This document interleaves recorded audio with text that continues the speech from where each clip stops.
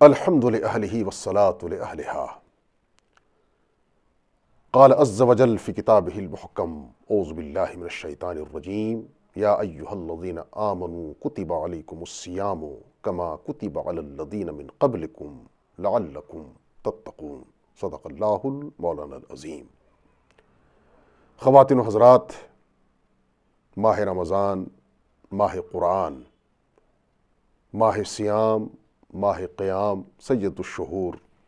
انتہائی برکات اور خیرات کا حامل مہینہ رواں دواں ہے۔ اب ہم لوگ آخری عشرے میں داخل ہونے والے ہیں۔ اس حوالے سے دو اہم ترین عبادات کی طرف توجہ دلانا ضروری ہے۔ ان میں ایک اہم ترین عبادت جو سنت علی الموقدہ علی الکفایہ ہے، یعنی ایک ایسی سنت جسے حضرت رحمت دو عالم محمد مصطفیٰ صلی اللہ علیہ وسلم نے ہمیشہ پابندی سے اپنی مبارک زندگی میں کیا، یعنی اعتکاف کا عمل۔ اعتکاف یہ سنت علی الکفایہ ہے، یعنی آبادی میں موجود لوگوں میں سے اگر کچھ لوگ کر لیں اس عمل کو تو پوری آبادی اس سے بری ہو جاتی ہے، لیکن کوئی بھی اعتکاف کے عمل کو نہ کرے اور پورا عشرہ آخری یوں ہی نکل جائے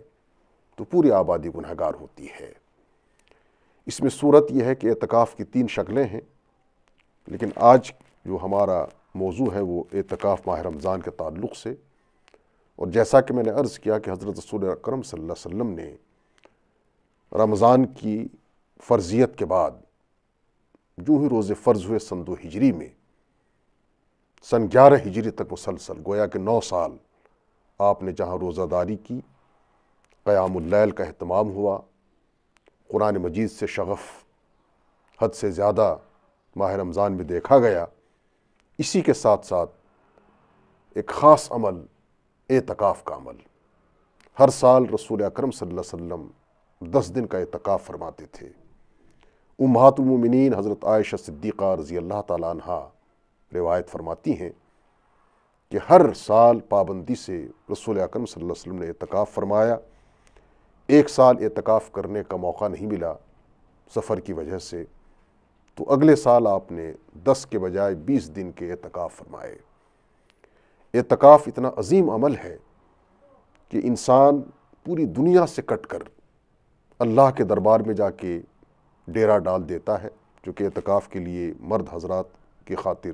جامع مسجد کا ہونا یا ایسی مسجد کا ہونا جہاں 5 وقت نماز ہوتی ہو، جماعت ہوتی ہو، لازمی ہے۔ تو گویا کہ اللہ کے گھر میں جا کے ڈیرا ڈال دینا ہے، اور جب اللہ کے گھر میں انسان آ کے ڈیرا ڈال دے تو یقیناً اللہ تعالیٰ اسے پھر محروم نہیں فرماتے۔ اعتکاف کا ایک اہم فلسفہ یہ بھی ہے کہ آخری عشرے میں چونکہ شب قدر کے امکانات زیادہ ہیں اور طاق راتوں میں تلاش کرنے کا حکم دیا گیا ہے، تو 20 تاریخ کی شام کو جب معتکف اپنے گھر سے ڈیرا اٹھا کر مسجد میں آ کے بیٹھ جاتا ہے تو گویا کہ وہ ہر رات اور ہر دن آخری عشرہ جو ہے اس کو وہ پا لیتا ہے، اور یقیناً وہ لیلۃ القدر کا بھی پانے والا اور اس کو جستجو کرنے والا بن جاتا ہے۔ یقیناً اس کے حصے میں بھی وہ عظیم رات آ جاتی ہے، جس کے حوالے سے ہم جانتے ہیں کہ اس رات میں اگر کسی کو جگنے کا اور عبادت کرنے کا موقع مل جائے تو گویا کہ اس نے 83 سال 6 ماہ مسلسل عبادت و ریاضت میں اپنی زندگی صرف کی۔ تو اعتکاف اس کی اس قدر فضیلت ہے کہ ایک حدیث پاک میں رسول کائنات حضرت محمد مصطفیٰ صلی اللہ علیہ وسلم نے خوشخبری سنائی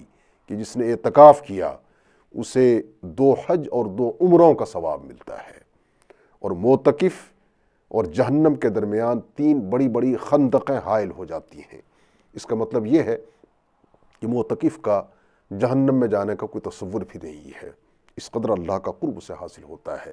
تو آخری عشرے میں اعتکاف کا عمل سنت علی الکفایہ، حضور اکرم صلی اللہ علیہ وسلم کی ایک متواتر سنت، اکابر، مشائخ، بزرگان دین، صحابہ کرام، یہاں تک ازواج مطہرات بھی بڑی پابندی سے معتکف ہوتی تھیں، اعتکاف کے عمل کو مجال آتی تھیں۔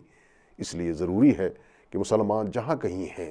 روزے کی حالت میں ہیں اور ماہ رمضان چونکہ چل ہی رہا ہے، اس عمل سے انسان پیچھے رہنے کی کوشش نہ کرے، آگے بڑھیں۔ اور خود حدیث بخاری ہے، ہماری ماں حضرت عائشہ صدیقہ رضی اللہ تعالیٰ عنہ فرماتی ہیں کہ پورے رمضان عبادت و ریاضت میں تو آقا علیہ الصلوۃ والسلام کا گزرتا ہی تھا، لیکن آخری عشرے میں آپ اور کمر ہمت باندھ لیتے تھے، کمر کس لیتے تھے۔ اس کا مطلب یہ ہے کہ عبادت کا تناسب اور بڑھ جاتا تھا، مزید آپ قرآن مجید کے ساتھ شغف، نوافل اور نمازوں کا اہتمام، ذکر و اذکار اور دیگر جو معمولات نبوی صلی اللہ علیہ وسلم ہیں، ان چیزوں میں مزید اضافہ ہو جاتا تھا۔ تو اس سنت کو اپنانے کے لیے معتکف کو ایک بڑا سنہری موقع مل رہا ہے کہ وہ اس آخری عشرے میں اس عمل کو ادا کرنے کی کوشش کرے۔ اللہ تعالی ہمیں آپ کو توفیق دے کہ ہم اس عظیم سنت کو، جس کو اب بہت سے لوگ تساہل سے اور سستی کی وجہ سے چھوڑ رہے ہیں، اس پر عمل پیرا ہونے کی توفیق عطا فرمائے۔ اسی کے ساتھ اس آخری عشرے میں جس اہم مسئلے کی طرف توجہ دلانی ہے وہ صدقہ فطر کا معاملہ ہے۔ صدقہ فطر یہ واجب ہے، گویا کہ فرض کے برابر۔ صدقہ فطر ہر اس شخص پر واجب ہے جس پر زکوٰۃ فرض ہوتی ہے، لیکن زکوٰۃ اور صدقہ فطر میں تھوڑا سا جو فرق ہے فقہی لحاظ سے، وہ یہ ہے کہ زکوٰۃ کے لیے اسلامی اعتبار سے پورے سال کا گزرنا ضروری ہے، انسان صاحب نصاب ہے، صاحب حیثیت ہے۔ اور آج کی جو تحقیق ہے جس پر تمام علماء ہمارے متفق ہیں اور اس پہ فتاوے دیے گئے ہیں کہ آج کی تاریخ میں ہندوستانی کرنسی کے اعتبار سے ہمارے پاس اگر تقریباً 50,000 روپے ہیں اور سال گزر گیا ہے، کوئی قرض نہیں ہے، کوئی پریشانی نہیں ہے، کوئی الجھن نہیں ہے، کوئی ایسا مسئلہ نہیں ہے کہ جس سے فوری طور ہمیں رقم کی ضرورت پیش آ جائے اور ہم اس میں اس کو لگا دیں، اس شخص پر زکوٰۃ بہرحال فرض ہے۔ اس کے لیے تو سال کا گزرنا ضروری ہے، لیکن صدقہ فطر کا جہاں تک تعلق ہے، اس میں صاحب نصاب ہونا تو بہرحال ضروری ہے، لیکن اس میں سال کا گزرنا ضروری نہیں ہے۔ یعنی ایک انسان کے پاس اگر ماہ رمضان میں کہیں سے پیسے آ گئے، کہیں سے تحفہ مل گیا، کوئی گفٹ آ گیا یا کہیں سے ہدیہ آ گیا، اتنی رقم اس کے پاس جمع ہو گئی جس سے وہ اہل بن جاتا ہے اور صاحب حیثیت بن جاتا ہے، تو اس کو صدقہ فطر ادا کرنا ہے۔ صدقہ فطر اپنی طرف سے، اپنی نابالغ اولاد کی طرف سے، اور جو بھی اس کی کفالت میں بچے ہیں، بچیاں ہیں، لوگ ہیں، ان سب کی طرف سے ادا کرنا ضروری ہے۔ اور رسول اکرم صلی اللہ علیہ وسلم نے یہاں تک فرمایا کہ جس شخص نے صدقہ فطر ادا نہیں کیا تو اس کا روزہ زمین اور آسمان کے درمیان معلق رہتا ہے، لٹکا ہوا رہتا ہے۔ اور پھر صدقہ فطر کا ایک فلسفہ یہ بھی ہے کہ ہمارے معاشرے میں، سماج میں وہ طبقہ جو پسماندہ ہے، غریب ہے، جن کے گھر میں چولہا نہیں جلتا ہے، عید کی خوشیوں میں وہ شامل نہیں ہو سکتے، ان کو بھی عید میں شریک کیا جا سکے، عید کی خوشیوں میں شریک کیا جا سکے، تو صدقہ فطر ادا کرنا ہے اسی آخری عشرے میں عید کی نماز سے قبل۔ اور اس حوالے سے آج کی تاریخ میں جو ہمارے علماء حق اور مفتیان کرام نے متفقہ فتویٰ جاری کیا ہے، اس کے اعتبار سے